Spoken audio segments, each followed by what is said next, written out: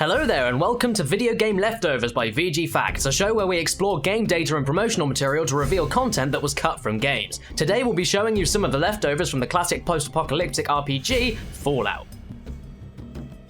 The original Fallout was released in October 1997 for PC and Macintosh by Interplay and developed by Black Isle Studios alongside the founding members of Troika Games. Originally conceived as an adaptation of the Generic Universal Role-Playing System, or GURPS for short, the GURPS license was pulled during a legal dispute over the violent nature of the game. After losing the rights to use the GURPS system, development continued using the now iconic Special system, Special being an acronym of Strength, Perception, Endurance, Charisma, Intelligence, Agility, and Luck, the major stats used for the characters in the game. Remnants of the GURPS system can only be found in the original demo, in the early character interface.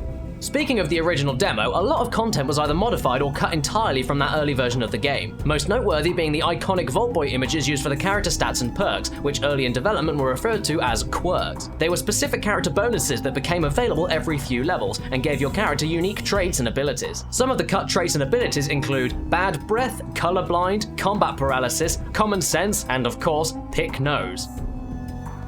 Some of the items present in the demo were also changed. The inventory icon for Mentats originally appeared as a syringe rather than the pill form used in the final version. Stimpaks used the icon for Super Stimpaks. The wire cutters were changed to a more generic and useful tool, and the all-important water chip had its icon completely replaced, although functionally it stayed the same. Moving on from the demo, the final release of the game had a number of items cut or left unused, such as a gold locket and a small statuette, which didn't make any appearance until Fallout 2. More interestingly though, there's an icon for what looks like a rusty knife. It's possible that it was intended to be used as a melee weapon, and it closely resembles the knife shown in the instruction manual.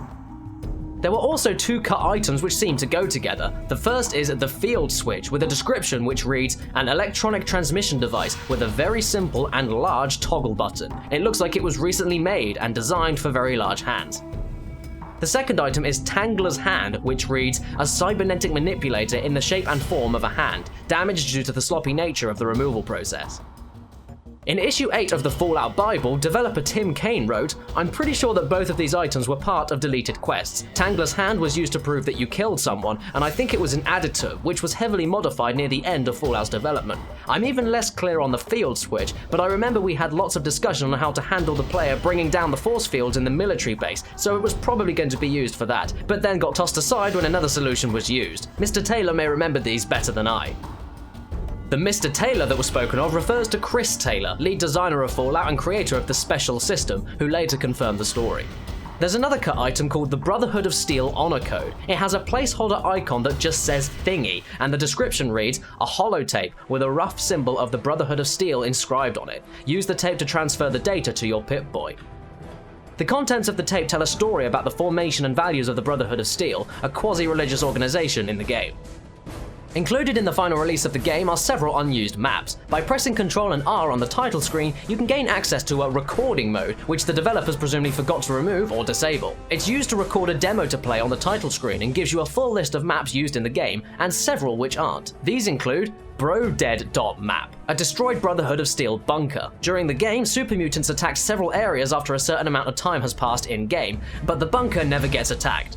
Junk Demo map. This is the map used in the demo, but it's mostly broken. And finally, Vipers map, a camp for a group of raiders known as the Vipers, who would only appear much later in Fallout New Vegas. Several endings mention a super mutant invasion, but despite the super mutants appearing in several locations throughout the game world, no invasion actually takes place. This is why the following ending for Junktown remains unused. The mutants are slowed, but not stopped, by the brave defenders of Junktown. When the army finishes their brutal siege, nothing of Junktown remains. Because of a bug involving a missing NPC, an ending line for the followers of the apocalypse also goes unused. The followers of the apocalypse rise to become a major influence in New California. With your help, they gain control of the LA Boneyard. An unused Brotherhood of Steel ending makes reference to both the super mutant invasion and to a traitor who never appears in the game. This ending also doesn't have a corresponding image to go with it. The Brotherhood of Steel repels the first wave of mutant invasion, but a traitor in their midst causes the Citadel to fall. Fortunately, the advanced technology is mastered slowly by the mutants, and they were unable to use it against you. And finally, for one of the most unusual pieces of cut content, during very early development, a faction known as the Slanter were cut entirely, along with a related area simply called the Burrows. According to design documents and notes, they were originally mutated raccoons who escaped from a research facility. Despite being cut so early on, there is still one reference to them left in the game, in a log dated January 12, 2076. It reads, "With batch 11-011, we have improved the mitotic cycle efficiency by 43%. We have infected 53 raccoons with the new strain. In addition to the now expected size increase, behavioral tests confirmed an increase in intelligence and manual dexterity by 19 points on the Schlur Cap Index. Unfortunately, several subjects escaped confinement and had to be hunted down and dispatched. Major Barnett ordered the remaining subjects terminated. 2 pairs were unaccounted for." In regards to this cut faction, lead programmer Tim Kaine has been quoted as saying, "As for the Burrow, this location was written by an early designer associated with the project. While it was well written, I feel like its content was not appropriate to our Fallout universe, mainly based on its style and feel in the game and not on its artistic merit."